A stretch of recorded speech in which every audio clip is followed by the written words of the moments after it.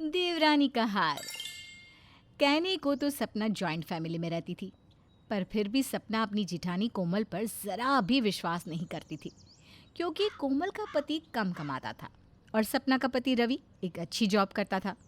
ऐसे ही एक दिन सब साथ में बैठकर खाना खा रहे होते हैं, तभी सपना अपनी जिठानी को ताना देते हुए कहती है, दीदी, आपकी तो किस्मत अच्छी है। आपको मुझ जैसी देवरानी और रवि जैसे देवर जो मिले हैं। सपना बहू, तो कहना क्या चाहती है? क्या कोमल बहू बुरी है? माँ जी, आप तो हमेशा मेरी बातों को उल्टा ही ले जाती हैं। मैं तो बस ये कहने वाली थी कि जिठानी जी हमारी बदौलत से इतना अच्छा खाना खा पाती है। जेठ जी की इतनी औकात कहाँ कि वो जिठानी के लिए कुछ कर पाएं। सपना, मेरे पति जितना कमाते हैं मैं उनके साथ उतने में ही खुश हूँ। और एक बात, मैं तुम्हें कभी नहीं कहती कि मेरे लिए तुम कुछ करो। ये सब तुम सिर्फ शो ऑफ के लिए करती हो, ताकि मुझे नीचा दिखा सको। बेचारी कोमल बिना कुछ खाए गुस्से में वहाँ से चली जाती है और ये देखकर सपना को बहुत अच्छा लगता है। इसी तरह से कुछ दिन बीत जाते हैं और एक दिन सपना रवि के साथ शॉपिंग करने जाती है, जहाँ पर वो अपने लिए एक डायमंड का हार पसंद करती है।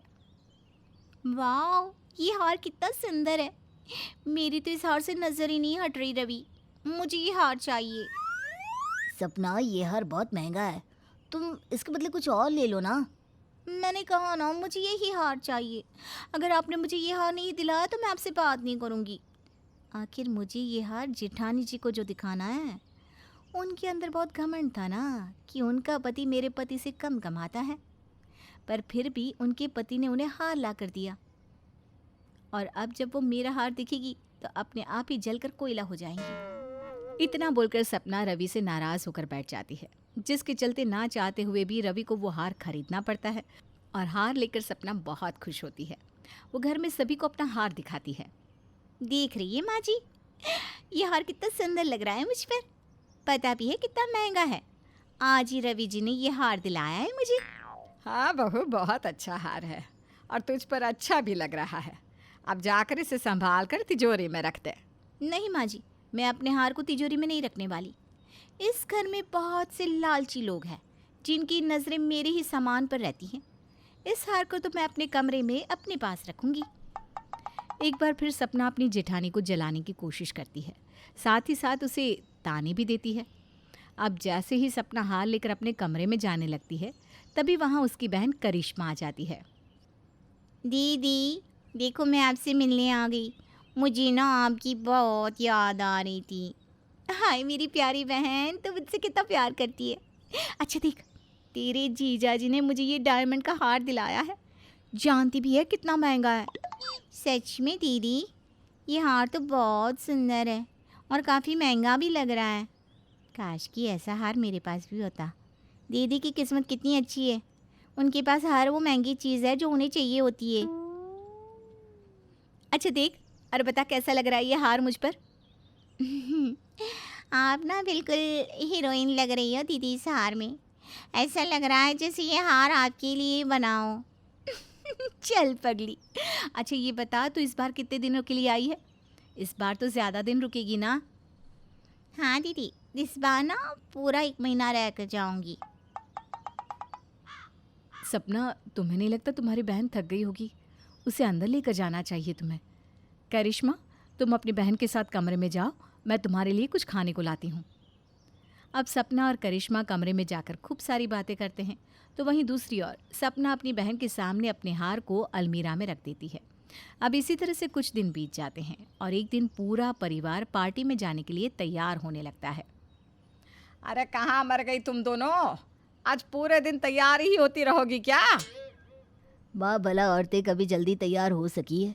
मैं अभी सपना को देख कर आता हूँ, आप भाभी को देख लीजिए वो तैयार हुई या नहीं। रवि अपने कमरे में जाता है, जहाँ वो देखता है कि सपना अब तक तैयार नहीं हुई और पूरे घर में कुछ ढूंढ रही है। सपना, तुमने घर की क्या हालत बना रखी है? आखिर तुम क्या ढूंढ रही हो और अब तक तैयार क्यों नहीं हुई? पार्टी में नहीं जाना क्या? रवि जी, आपने जो हार मुझे दिलाया था ना, वो मैंने अपने अलमीरा में ही रखा था, पर अब नहीं मिल रहा। मैंने पूरा कमरा ढूंढ लिया। क्या मिल नहीं रहा? सपना, तुम करती क्या हो? आखिर तुम इतनी लापरवाह कैसे हो सकती हो? तुमने इतना महंगा हार खो दिया। मैंने हार गुम नहीं किया है, ज़रूर किसी ने मेरा हार चोरी किया है, और ये काम सिर्फ और सिर्फ जेठानी जी का है। उनके अलावा और कोई नहीं है इस घर में जो मुझसे जले। हो ना हो मेरा हार उन्होंने ही चुराया है। अब सपना अपना आपा खो बैठती है और गुस्से में अपनी जेठानी के पास जाती है और उससे बदतमीजी से बात करने लगती है। बोल चुड़ैल, कहाँ रखा है तूने मेरा हार? हो ना हो मेरा हार तूने ही चोरी किया है। तेरी ही नजर थी ना मेरे हार पर, क्योंकि तेरे पास इतना महंगा हार जो नहीं है। सपना, तुम क्या बकवास कर रही हो? भला मैं तुम्हारा हार क्यों लूंगी? और तुम अपना हार अपने साथ अपने कमरे में लेकर गई थी। मैं तो कभी तुम्हारे कमरे में आती भी नहीं।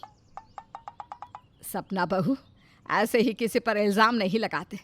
शायद तूने इधर उधर रख दिया होगा। एक बार फिर अच्छे से देख ले। माँ जी, मैंने अपना पूरा कमरा छान मारा है। मेरा हार मेरे कमरे में नहीं है। इस चुड़ैल ने ही मेरा हार लिया है। मुझे इसके कमरे की तलाशी लेनी है। मैं तुम्हें अपने कमरे की तलाशी नहीं लेने दूंगी।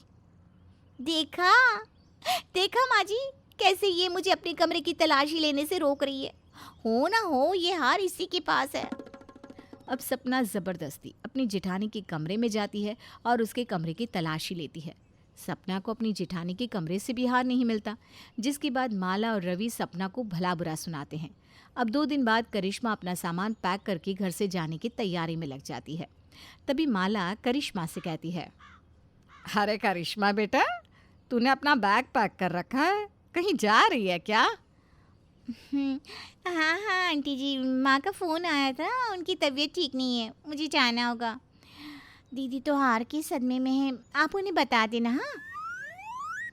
करिश्मा अपना पर्स उठाकर जाने ही लगती है कि तभी उसके हाथ से उसका पर्स नीचे गिर जाता है और उसके पर्स में से सपना का डायमंड का हार निकलता है। अब करिश्मा की चोरी पकड़ी जाती है। तो तुम हो वो चोर जिसने देवरानी का हार चोरी किया। करिश्मा, तू ऐसा कर सकती है, मैंने कभी सपने में भी नहीं सोचा था। अरे तू तो मेरी छोटी बहन थी, फिर तूने चोरी क्यों की? तेरी वजह से मैंने जेठानी पर इल्ज़ाम लगाया। तेरी वजह से तेरे जीजा मुझसे नाराज़ हो गए। तूने ऐसा क्यों किया? तुझे हार चाहिए ही था तो मुझे बोलती थी ना। मुझे माफ़ कर दो दीदी, पर आपका ये हार सच में बहुत सुंदर है और बहुत महंगा भी। मुझे लगा मेरे मांगने पर आप मुझे ये हार नहीं दोगी, इसलिए मैंने इसे चुरा लिया। मुझे माफ़ कर दो दीदी।